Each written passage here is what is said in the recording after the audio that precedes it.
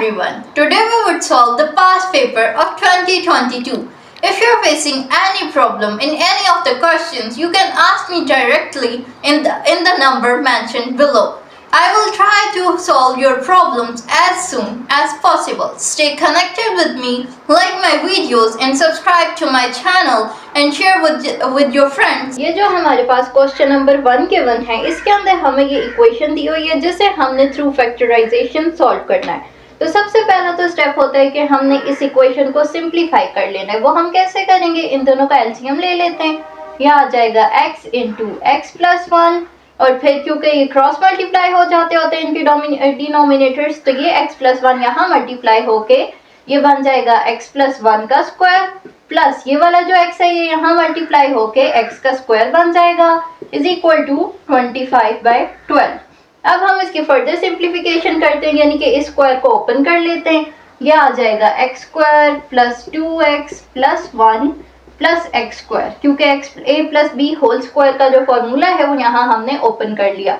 उसके बाद हम इन दोनों को भी आपस में मल्टीप्लाई कर देते हैं। ये x जार एक्स स्क्वायर बन जाएगा प्लस x1 जार x आ गया इज इक्वल टू 25/12। अब इसको हम फर्दर सिंप्लीफाई करने की कोशिश करते हैं। तो यहाँ हमारे पास ये एक्स स्क्वायर है और ये भी एक्स स्क्वायर है, तो ये दोनों आपस में ऐड होके क्या बना लेंगे 2x square plus 2x plus 1 और साथ ही हम इनके डिनोमिनेटर्स को क्रॉस मल्टीप्लाई भी कर लेते हैं। ये वाला 12 यहाँ जाके मल्टीप्लाई हो जाएगा और ये वाली टर्म वहाँ मल्टीप्लाई हो जाएगी। तो यानी कि ये पूरी टर्म जो है ये 12 के साथ मल्टीप्लाई हो गई और साथ उस दूसरी साइड पे हमारे पास 25 था जिसके साथ एक्स स्क्वायर प्लस एक्स जाके मल्टीप्लाई हो गया। अब अगर हम इसको फर्दर सिंप्लीफाई करें तो 12 2 जार क्या होता है 24x square plus 12 2 jar 24x आ जाएगा प्लस 12 1 जार 12 इज इक्वल टू यहाँ पर भी 25x स्क्वायर है और साथ 25x है। तो अब हम देख सकते हैं कि यहाँ भी 25x स्क्वायर है और ये 24x स्क्वायर है। तो इस 24x स्क्वायर को हम राइट हैंड साइड पे शिफ्ट कर दें तो ये क्या बन जाएगा x स्क्वायर बन जाएगा, क्योंकि ये जाके नेगेटिव हो जाएगा, मतलब माइनस हो जाएगा 25x स्क्वायर में से। इसी तरह 24x भी 25x में से माइनस हो जाएगा और वो क्या बन जाएगा x और साथ ये वाला 12 भी दूसरी साइड हम शिफ्ट कर देंगे, ये आ जाएगा -12 इज इक्वल टू 0। अब ये हमारे पास एक क्वाड्रेटिक इक्वेशन बन चुकी है और अब हम इसको फैक्टराइजेशन के थ्रू सॉल्व करते हैं। अब हमारे पास ये क्वाड्रेटिक इक्वेशन बन चुकी है जिसे हमने क्या करना है फैक्टराइजेशन के थ्रू सॉल्व करना है। तो यहाँ x है और ये वहाँ -12 है, तो -12 के सीधे सादे फैक्टर्स होते हैं हमारे पास 3 और 4। तो इसके क्या फैक्टर्स आ जाएंगे X square plus 4x minus 3x minus 12 is equal to 0। यानी कि यहाँ से अब हम x कॉमन ले लेंगे बन जाएगा x प्लस 4 माइनस 3 कॉमन ले लेंगे बन जाएगा x plus 4 is equal to 0। यानी कि x माइनस 3 और साथ x plus 4 is equal to 0। तो यहाँ से x minus 3 is equal to 0, x plus 4 is equal to 0, यानी x की दो वैल्यूज आ गई, एक x इज इक्वल टू 3 और x इज इक्वल टू -4। तो यानी कि हमारा जो सॉल्यूशन सेट था वो किसके इक्वल आ जाएगा 3 और -4। तो ये हमने सॉल्यूशन निकाल लिया थ्रू फैक्टराइजेशन। अब ये हमारे पास क्वेश्चन नंबर 2 है जिसे हम एक्सपोनेंट वाले मेथड से सॉल्व करते होते थे। तो अभी यहाँ 5 की पावर 1 प्लस x है। इसका क्या मतलब है कि यहाँ 5 है जिसकी पावर 1 है और साथ 5 की पावर x है, क्योंकि बेस सेम हो तो पावर्स ऐड हो जाती होती हैं। और साथ यहाँ 5 है उसकी पावर 1 है, यानी कि 5 की पावर 1 एज इट इज है और 5 की पावर -x है। 5 की पावर -x का क्या मतलब है कि 5 की पावर x यहाँ डिवाइड हो रहा है और ये किसके इक्वल है 10 के इक्वल है। अब हम इसको सिंप्लीफाई कर देते हैं तो ये क्या हमारे पास बन जाएगा। यहाँ पहले सिंप्लीफाई करने से पहले हम क्या कर देते हैं 5 की पावर x को y के इक्वल कर देते हैं ताकि हमारे पास सिंप्लीफाई करना आसान हो जाए। अब यहाँ हम इस y को रिप्लेस 5x को रिप्लेस कर देते हैं y से, ये क्या बन जाएगा 5y plus 5 divided by y is equal to 10। अब हम इसकी सिंप्लीफिकेशन करें तो सबसे पहले एलसीएम में y आ जाएगा, ये बन जाएगा 5y square plus 5 is equal to 10। अब यहाँ ये y उधर जाके मल्टीप्लाई हो जाएगा, ये बन जाएगा 5y square plus 5 minus 10y is equal to 0।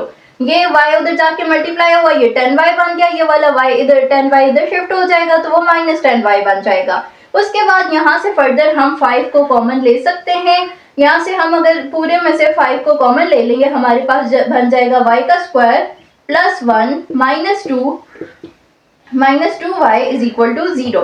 और फिर यहाँ 5 मल्टीप्लाई हो रहा है, 0 से जाके डिवाइड होगा रहेगा तो आंसर में 0। तो यानी कि इस 5 को हम सिंपली अगर रिमूव कर दें तो भी हमारे पास कोई मसला नहीं बनेगा। अब हम करेंगे इस इक्वेशन को फैक्टराइजेशन के थ्रू सॉल्व ताकि हमारा आंसर आ सके।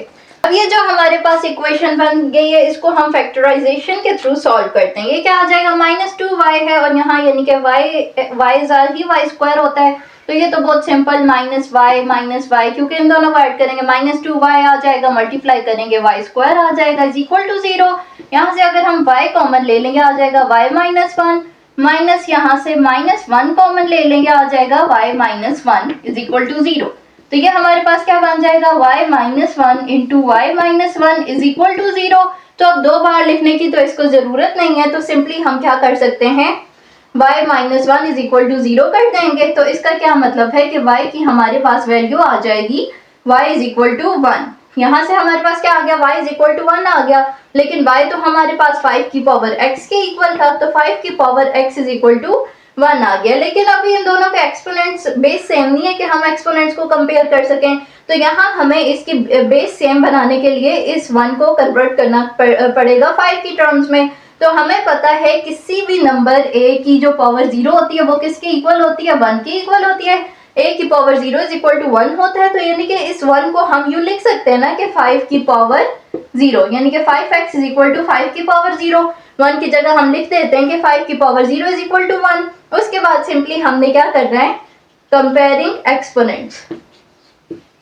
एक्सपोनेंट्स को हमने कंपेयर करना है, यानी कि ये जो हमारे पास 5x इज इक्वल टू 5 की पावर 0 आ गया है, तो इसके एक्सपोनेंट्स को हमने कंपेयर करना है, इसकी पावर्स को कंपेयर करना है। तो सिंपली कंपेयर करके हमारे पास x की वैल्यू आ जाएगी x इज इक्वल टू 0। अब ये जो क्वेश्चन नंबर 3 है हमारे पास, इसके अंदर ये इक्वेशन दी हुई है और हमें कहा गया है कि हमने ये प्रूव करना है कि ये जो इक्वेशन है इसके रूट्स इक्वल होंगे अगर, तो फिर हमारे पास c की ये वैल्यू होगी। तो वो हम देखते हैं। सबसे पहले जो रूट्स हैं वो हमें कैसे पता लगता है कि रूट्स इक्वल हैं, रियल हैं, इमेजिनरी हैं, वो हमें उसके डिस्क्रिमिनेंट से पता लगता है। तो सबसे पहले हम इस इक्वेशन का डिस्क्रिमिनेंट फाइंड करने की कोशिश करते हैं, लेकिन उससे पहले हमें इसे थोड़ा सिंप्लीफाई करना पड़ेगा। ये क्या बन जाएगा, ये बन जाएगा x square plus mx plus c का होल स्क्वायर है। इसको जब हम ओपन करेंगे ये बन जाएगा m square x square plus 2mcx plus c का square is equal to a का स्क्वायर। अब a स्क्वायर को भी दूसरी साइड शिफ्ट कर लेंगे तो डिस्क्रिमिनेंट क्या होता है हमारे पास, b का स्क्वायर माइनस 4ac, और b कौन सी वाली टर्म होती है जो x के साथ आती है, जो कि है 2mc। तो यहाँ आ जाएगा 2mc का होल स्क्वायर माइनस 4। a वाली कौन सी टर्म होती है, जो x स्क्वायर वाली के साथ जो कोफिशिएंट्स होते हैं वो a वाली टर्म होती है। यहाँ पर x स्क्वायर यहाँ भी है यहाँ पर भी है, तो हम x स्क्वायर दोनों में से कॉमन ले लेते हैं, ये बन जाएगा 1 प्लस m का स्क्वायर। तो यानी कि 4a की जगह हम 1 प्लस m का स्क्वायर डाल देंगे, और c वाली जो टर्म है जो कांस्टेंट टर्म हो गई हमारे पास, ये c स्क्वायर है और ये a स्क्वायर दूसरी साइड जाके माइनस हो जाएगा, तो c square minus a square हमारे पास ये सारी ये हमारे पास 4ac आ गया। अब इसको हम सिंप्लीफाई करें तो ये बन जाएगा 4m square c square minus 4। अभी इनको अंदर मल्टीप्लाई कर लेते हैं, ये बन जाएगा c square minus a square plus m square c square minus m square a square. उसके बाद हम क्या करते हैं, अभी यहाँ हम अगर देखें तो ये 4m स्क्वायर c स्क्वायर है। पहले हम इसको ये 4 जो है इसको भी मल्टीप्लाई कर लेते हैं अंदर, ताकि हमारे लिए ज़्यादा इजी हो जाए समझना। ये आ जाएगा 4a square minus 4m square c square और minus minus plus 4m square a square. अब हमने देखा ये 4m स्क्वायर c स्क्वायर दोनों में सेम था और साइंस भी ऑपोजिट थे, तो वो उसे हमने काट दिया सिंपली। फिर साथ ही हमारे पास बन जाएगा minus 4c square plus 4a square plus 4m square a square. तो अभी हमने ये देखना है कि जी हमारे पास रूट्स इक्वल होंगे तो फिर c की वैल्यू ये आ जाएगी। तो रूट्स इक्वल हैं का क्या मतलब है कि डिस्क्रिमिनेंट हमारे पास किसके इक्वल है, 0 के इक्वल है। तो सिंपली हमने ये जो डिस्क्रिमिनेंट फाइंड किया है इसको हम 0 के इक्वल पुट कर देते हैं, तो ये आ जाएगा minus 4c square plus 4a square plus 4m square a square is equal to 0। यहाँ से हम c की वैल्यू आराम से फाइंड कर सकते हैं। कैसे फाइंड करेंगे? सबसे पहले तो 4 कॉमन लेके हम इधर डिवाइड कर देते हैं, तो 4 तो सिंपली कैंसिल हो जाएगा हमारे पास।